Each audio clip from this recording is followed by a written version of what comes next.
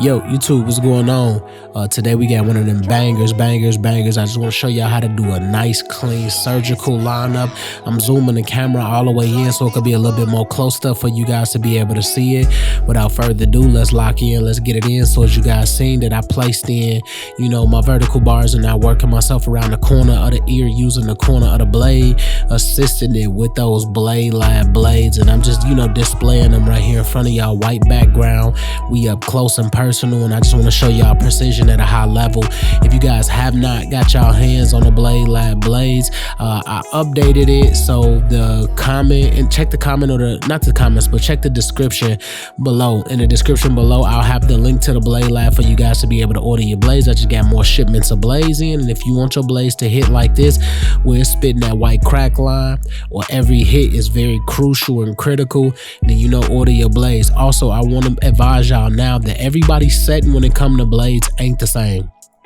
I like my tools to be damn near surgical, and with that being said, if you order from the Blade Lab, that's how you get your tools, the way that I do mine. Everybody don't like my setting. My setting might be a little bit too sharp for some people. As you guys can see, I tap, I let the clippers and trimmers do the work. Never applying too much pressure, never overplaying my part, and never too aggressive on the lineup in these lighter areas. So be careful. But other than that, link below in the description. But as you guys can see it, I punched in behind my beard, punched in both of my vertical bars, now recentering myself in the center just so I could connect it. As you guys can see, KB has a very light front of his, lineup right here, and I want to give him some room. So I'm trying to salvage some of this area because he's naturally lighter in the front, but not light in terms of like bald, but we just always save and preserve the lineup instead of pushing it all the way back to the darkest parts of the hair. And as you guys can see, we just placing in clean lines, bringing it all the way through and through. Structuring myself here in the vertical bar area and just taking my time, piece by piece, brick by brick, layer by layer. It's coming together. Same thing here, punching in a piece here and then rolling myself all the way into the curve, just staying as consistent as possible. A lot of times when you're doing lineups and worry about lineups and doing things of that nature, it don't come as easy to everybody. But as long as you using your trimmer as if it's like a pencil, then you pretty much, square away. It's all about creating the shapes and, being very intentional on the shapes that you are trying to create using a straight object. So, I know sometimes it get people a little bit thrown away that you're using a straight blade, but you're trying to do curves and things of that nature. It's just all about being consistent through and through and being very intentional with your lines that you want to use. My next step is to go in with Sean Cut's hair color enhancement card, assisting it with the Beam Team cordless compressor and our color No Drip, the black brown color. And as you guys can see, I'm just bursting that trigger 3 to 4 inches away from his head, bursting that trigger because I'm slightly layering it. And anybody once you cutting certain heads, like especially these wave patterns, these 4C curl patterns, it be spacey and gappy. So just be very, very, very, very locked in on that to know that this hair will look spacey in certain spots. But that's what we doing this for. This is basically just an added service, and when you add services like this, I've been teaching it for years, that when you add this color, you can upcharge for color. I know, like, people like me in my package, my standard haircut is $100 just for people to book with me, and it comes with everything. It comes with a hot towel, comes with color if that's what you want. Some of my guys come in my chair and they just literally just get a clean natural lineup, maybe like a couple of them, not a lot, but they just come get a clean natural lineup that entices hot lather with the hot towel, and then I go in there with my trimmers, and then I hit it with the straight razor and they get up out of there. Some clients come in like this where I do that whole thing and then top it with color as well. And people don't understand that you can charge $5 to $10 extra plus on color, because color is so prominent in the game that I wouldn't say charge $20 unless you were doing like a vegan or just for men dye, which is a process that take 30 minutes, 20 to 30 plus minutes just to do it, because you gotta place that color into the hair, then you gotta allow it to dry, then you gotta wash it out and things of that nature. So with that being said, depending on your color, but if you're using a temporary color like this can be done easy.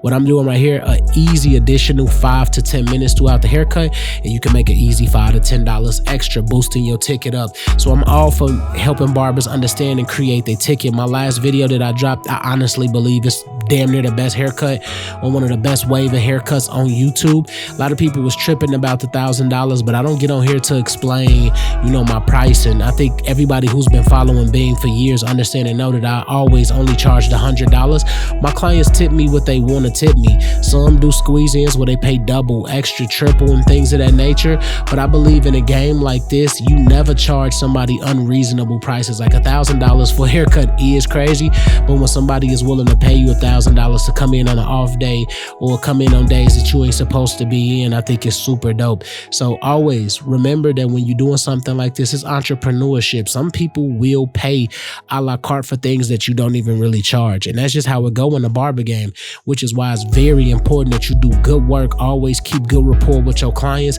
and always stay on top of your game, because when you do that, you can get those undeniable, prices. Like, it's not a lot of barbers that experience $1,000 haircuts, but I cut celebrities. Like, I just cut Friday, the celebrity that do music with Meek Mill from Philadelphia, like easy $1,000. Like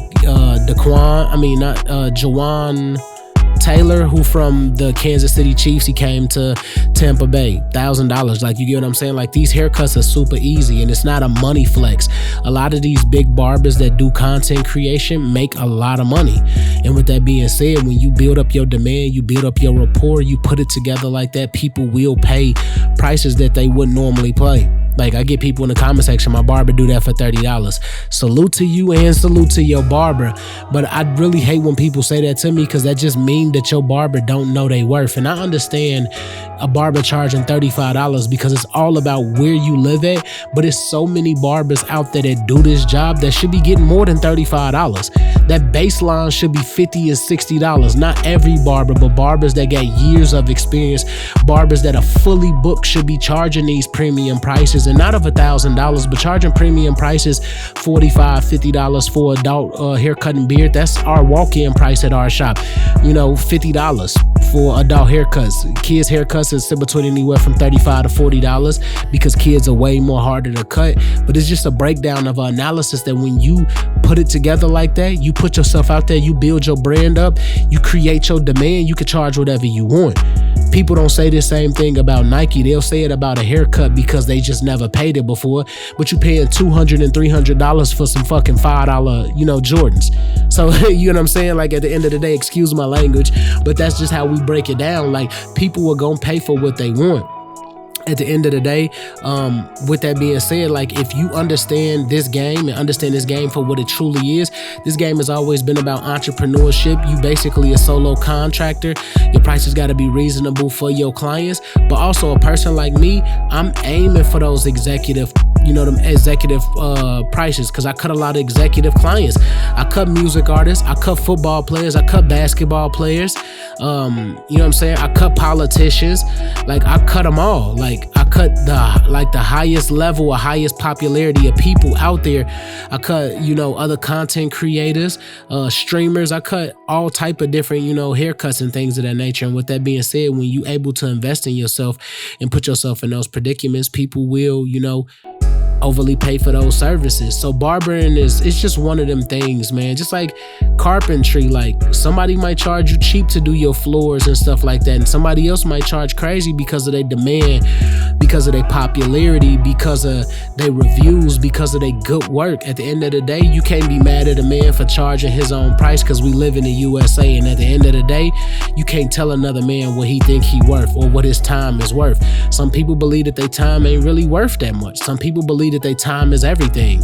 I just believe that we live in a time space, in a world where everybody, time is different. I believe these same people that don't like the prices that they see on the videos, if they could get whatever ticket they wanted for the job and work that they do, they will get any and every ticket that they could get. Because at the end of the day, this thing is always about making yourself happy. It's about putting out some of the best work that you can. It's about satisfying your clients, especially when you're in the service industry. But also another thing, it's about being able to freely charge what you want. Imagine if somebody was doing haircuts that were insane, but that was only making $15 an hour on these super crazy haircuts. Like, it wouldn't be worth it. That's the best part about being an independent contractor, that when you put your spin on it, when you create that demand, when you build that brand, people will come spend whatever type of money with you just to get in your chair, because that's what it's about. Some people just want to experience, you as a barber.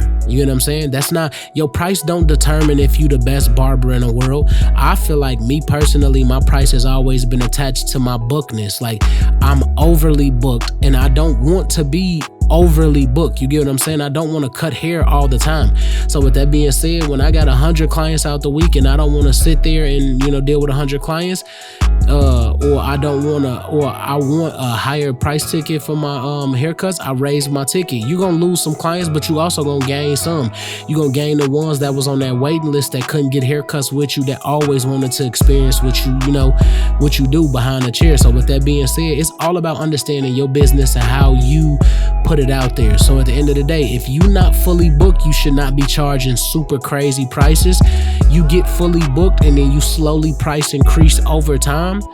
And once you lock these specific clients in, and you never just continuously keep going up. Some people got a base. When I was in Chicago, my base was easily $80 to $100 per haircut. Even when I was charging $50, my clients would still give me $60. Some of my clients would give me $80. Some of my clients would give me $100, because they just value my work and time. One thing about Beam, I'm always on time. The haircut always fire as hell. You always able to get in and out. You get what I'm saying? Like, it's levels to when you doing this thing at the highest level, bruh. And once you build that brand up, it's gonna always pay off. So this haircut right here ain't so much about education, but this haircut was a close-up to just show you guys, a little bit of precision, to kick it with y'all over a little bit of, how much money we spend for haircuts, or how much money people were making. At the end of the day, women, they get charged a lot for their hair, but also their hairstyles last longer. So it's understandable, but I believe when you in a solo contractor business, depending on your demand and your brand is how you charge. But when you actually just strictly barbering, no entrepreneur, just working on haircuts, you got to build yourself up on your craft first. And then you got to build up those hours. Then you got to build up that clientele. And once you build up that clientele is when you slowly price increase. But be 100% booked before you even think about going up in price, because that's just how it worked.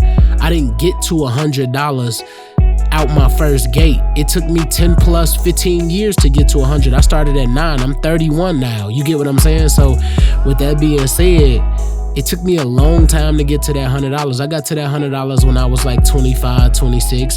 So it took me from 9 to 25 years old, 16 years to get to that super premium price. It was a point in time where haircuts was only $10, $12. When I was a shorty, that's how much they was. And I'm not like old or nothing like that, but I just remember when I was young, haircuts was $15, $20 at most. So you get what I'm saying?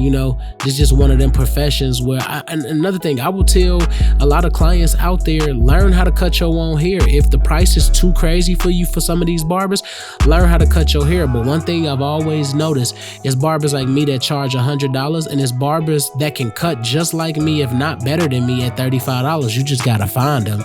And majority of the time, if they cutting like me, or they cutting at that high level and they charging $35, they overly booked, and it's hard to get in their chair because their price is so affordable that anybody could get in a chair. So, it's some things that come with it. But, I just wanted to kick a little flavor with y'all about price, and I wanted to show y'all a little bit of precision. I wanted to, show y'all some close-ups of how I get down. I used all of the, Tomb 45 tools in this, in terms of my trimmer, my razor blade, the Turkish style razor, but most importantly, the Blade Lab, blades. And as you guys can see, we got my dog super crispy. We got him icy. And, I just wanted to kick some flavor with y'all. I ain't really want to do too much motivational. I ain't want to do too much educational. I just started it off, educational, because that's how I am. But I just wanted to vibe with y'all for a little bit on this Thursday. I don't want to be too much on y'all ears. Just, listen to some good music, vibe, kick it, put it together. But as you guys can see, we put a banger together. We got my dog crispy. The blades is doing amazing work. We piecing it together, brick by brick, layer by layer, and it's up there. Like, it's just fire. I'll catch y'all on the next video. Please like, share, subscribe, hit that comment button, hit that notification bell to get alerted when new videos come out. And without further ado, may God bless.